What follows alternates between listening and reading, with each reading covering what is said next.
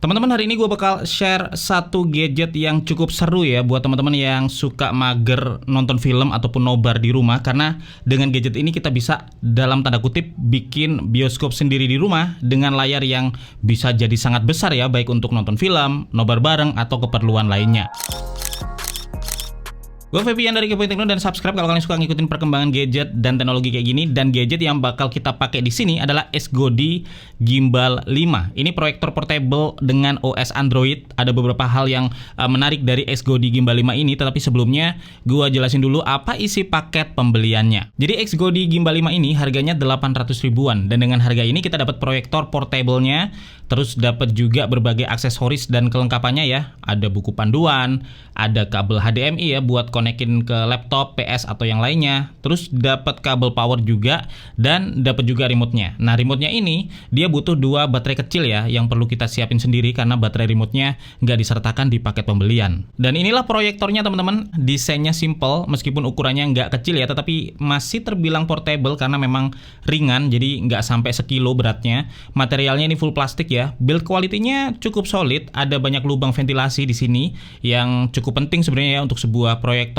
Dan di bawah ini ada rubber pad-nya biar proyektornya lebih firm dan gak gampang gerak. Tetapi yang gue suka dari proyektor ini, sudutnya bisa kita ubah ya sampai lebih dari 180 derajat. Jadi bisa dirotasi ke depan ataupun ke belakang, dan ini sangat fleksibel ya. Dan lensanya dia ada di depan sini. Ada pengatur fokusnya juga untuk atur fokus secara manual ya. Jadi lensanya ini maju mundur kalau fokusnya kita atur. Terus di belakang ini portnya cukup lengkap. Ada port USB Type A, barangkali mau mainin file video ya dari USB flash drive. Terus ada port HDMI juga buat connect laptop, PS ataupun PC. Terus ada juga audio jack ya kalau mau konekin ke speaker secara kabel. Lalu ada power input juga, dan ada tombol power. Nah, buat nyalainnya simple ya, kita tinggal tekan tombol power aja, bisa pakai tombol di belakang sini atau pakai remote-nya juga bisa.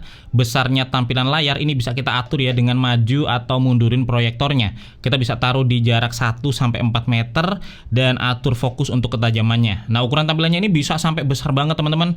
Kurang lebih bisa setara lah ya dengan layar 30 inch sampai 150 inch. Jadi ya kalau buat nobar gitu ya di rumah itu puas banget teman-teman. Dan di sini yang enak itu udah ada auto keystone. Jadi mau di sudut berapapun kita arahin proyektornya, itu tampilannya otomatis tegak teman-teman. Jadi proyektornya ini bisa ditaruh di mana aja, mau posisinya rendah atau tinggi, tampilan layar otomatis tegak kayak gini dan nggak perlu kita atur secara manual. Dan tampilan home-nya itu kayak gini ya. Dia udah ada shortcut untuk ke Netflix, YouTube, App Store, dan yang lainnya. Lewat setting sini kita bisa konekin ke internet yang udah support Wi-Fi 6 ya. Terus bisa munculin berbagai aplikasi terinstall juga. Udah ada Google Play Store-nya, jadi enak bisa install banyak aplikasi Android TV ke proyektor ini.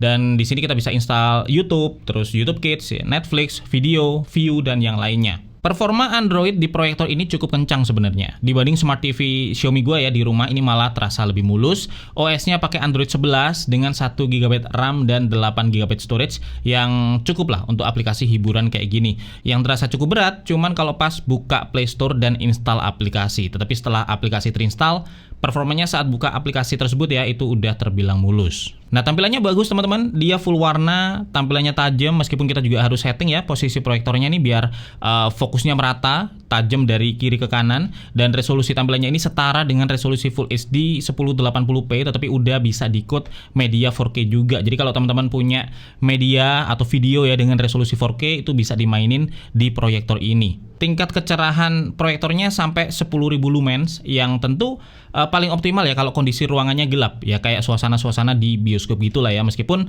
dalam kondisi terang sebenarnya juga masih terlihat tampilannya, tapi memang tidak setajam kalau saat kondisi ruangan dibuat gelap. Tetapi enaknya ya proyektor kayak gini, meskipun kita nonton di kondisi gelap, ke mata tuh nggak sakit teman-teman, karena brightness-nya memang nggak langsung nembak ke mata ya kayak kalau kita nonton di TV atau di layar monitor. Kalau layarnya gelap kan biasanya sakit ya mata, tapi di sini nggak. Jadi pengalaman nonton pakai proyektor ini memang benar-benar mirip kayak lagi nonton di bioskop. Apalagi kalau dipakai buat nobar ya, baik sama teman atau keluarga, itu pengalamannya juga sangat enak. Nah, karena udah langsung built-in dengan OS Android ya, lengkap dengan Google Play Store-nya, pakai proyektor ini ya enak banget sebenarnya karena dia bisa jalan stand alone tanpa harus terhubung dengan perangkat lainnya.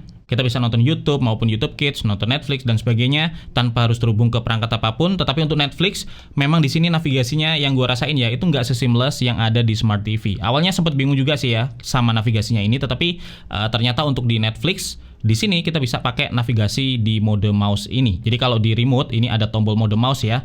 Dan kalau kita aktifkan mode mouse-nya nanti bakal muncul kursor dan ini bisa dipakai buat navigasi aplikasi Netflix yang ada di proyektor ini. Kalau untuk YouTube atau YouTube Kids itu bisa pakai mode navigasi standar, nggak perlu di mode mouse seperti ini. Nah, selain bisa dipakai stand alone, kita juga bisa konekin proyektor ini ke banyak perangkat dan bisa dibilang fitur untuk koneksinya ini sangat lengkap ya. Kita bisa konekin ke smartphone secara wireless, pakai AirPlay kalau di iPhone atau pakai Miracast juga bisa ya kalau di Android. Jadi kita bisa mirror tampilan smartphone kita ke sini, mungkin mau lihat foto galeri rame-rame itu bisa. Terus kita juga bisa stream YouTube atau Netflix ya dari smartphone ke proyektor. Kalau pengen navigasinya lebih gampang pakai smartphone itu juga bisa. Dan yang paling gue suka kalau teman-teman punya smartphone yang support desktop mode ya, kayak Samsung DeX misalnya atau HP gue ini ya Huawei, itu bisa ditampilin mode desktopnya di sini. Jadi bisa kayak tampilan ke monitor lah ya dalam mode desktop. Dan ngomongin desktop, sebenarnya kita juga bisa pakai proyektor ini untuk presentasi teman-teman, karena kita bisa konekin ke laptop juga lewat port HDMI ini. Jadi selain buat hiburan, ya sebenarnya buat produktivitas bisa juga sih ya, kayak buat kerjaan, presentasi dan yang lainnya. Dan untuk speaker, sebenarnya di sini udah ada speaker internalnya. Jadi buat nonton gitu ya, itu bisa langsung keluar suaranya. Tapi memang suara internalnya ini kualitasnya cukup standar dengan volume yang juga pas-pasan, dan harap maklum karena memang built-in speakernya ini cuma 3 watt. Tetapi ya ini bikin proyektor ini jadi portable, karena kalau kita pakai buat di luar rumah ya, misalnya kita bawa camping atau kemana-mana, itu udah ada speakernya juga.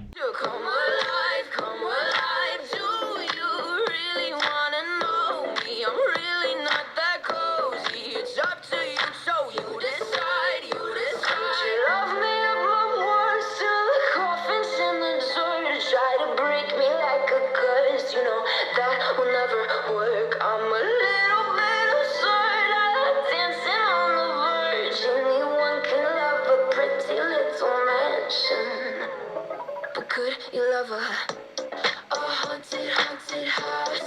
Or could you love me now? A haunted, haunted, I'm a haunted house. Tapi kalau di rumah, kita bisa konekin proyektor ini ke speaker eksternal baik lewat kabel ataupun wireless via Bluetooth. Jadi pengalamannya bisa di-upgrade ala-ala home theater gitu ya, dengan dikonekin ke speaker eksternal yang powernya besar.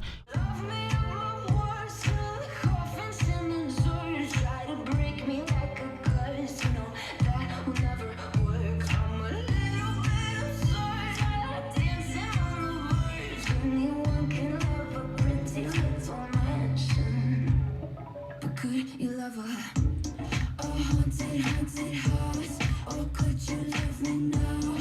A haunted, haunted, I'm a haunted house. Oh iya, sepanjang pengoperasian, ini fan-nya terus menyala teman-teman untuk mendinginkan proyektornya. Dan suara fan-nya ini cukup terdengar dengan kebisingan kurang dari 25 dB. Tapi kalau udah mainin video atau film, kebisingan fan ini bisa jadi samar. Nah, untuk keawetan dari lampu proyektornya ini, itu dari official specs-nya sih diklaim tahan sampai 30.000 jam penggunaan. Yang artinya kalau kita hitung-hitung ya, kalau misalkan sehari dipakai rutin katakanlah 5 jam gitu, harusnya bisa tahan sampai 16 tahunan. Atau kalau dipakai 24 jam non-stop setiap hari, yang mana juga ini mungkin nggak akan terjadi lah ya, itu masih bisa bertahan sampai 3,5 tahunan. Jadi harusnya ya ini udah sangat awet teman-teman. Jadi itu yang bisa gue share hari ini ya. Semoga aja bermanfaat buat teman-teman yang mager di rumah dan pengen bikin bioskop sendiri ya di rumah atau di kosan untuk nonton atau juga nobar. Nah, untuk link pembelian udah gue sertakan di kolom deskripsi. Kalau ada pertanyaan atau pendapat silahkan sampaikan di kolom komentar. Gue Febian pamit dulu, sampai ketemu lagi di video teknologi menarik lainnya besok.